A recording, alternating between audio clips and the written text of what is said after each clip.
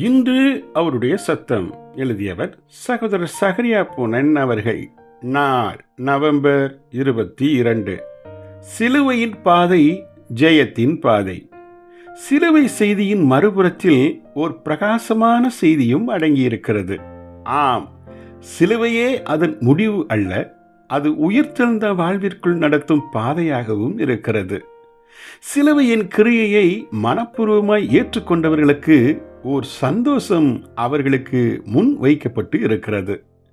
எபிரேயர் 12ஆம் அதிகாரம் 2வது வசனம். நிலத்தில் விழுந்து மரிக்கும் கோதுமை மணி அதே நிலையில் அங்கு இருப்பதில்லை. அது முளைத்து ஓர் ஜெயமுள்ள கனி கொடுக்கும் வாழ்விற்கே மலர்கிறது. சிலுவையின் பாதையை ஏற்றுக்கொண்ட ஒரு விசுவாசி மற்றவர்களால் தவறாய் புரிந்து கொள்ளப்பட்டு கடினமான பாதையில் சென்றாலும் முடிவில் தேவன் அவனை தூக்கி நிறுத்துவார். ஆம், கனி கொடுக்கும் ஜீவியம் சுயத்திற்கு மரிப்பதிலிருந்தே பொங்கி வருகிறது. இதற்கு யோசேப்பின் வாழ்க்கை ஓர் உதாரணமாய் இருக்கிறது. தான் நேசித்த தன் சொந்த சகோதரர்களால் அடிமையாய் விற்கப்பட்ட அனுபவம் ஒரு கொடிய கசப்பான அனுபவமாகும். இவை யாவற்றின் விளைவாய் முடிவில் அவன் எகிப்தின் அதிபதியாய் மாறினான்.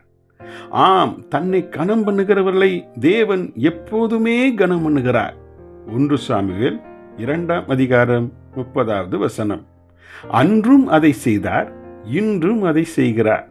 யோசேப்புக்கு நடந்தது போல் உலகத்தின் கண்களுக்கு பகிரங்கமானதாய் அவர் தரும் கனம் எல்லா சமயங்களிலும் இருப்பதில்லை. ஆகிலும் தெய்வீக மதிப்பிற்குரிய கனத்தை தவறாமல் தந்து நம்மை அவர் முடிசூட்டுகிறார்.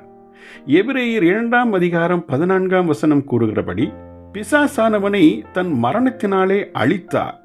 நம் ஆண்டவரே மரணத்தின் மூலமாக சாத்தானை ஜெயித்திருப்பார் என்றால், அவருடைய சீசர்கள் பிசாசானவனை ஜெயித்திட இதை தவிர வேறு எந்த வழியும் இல்லை.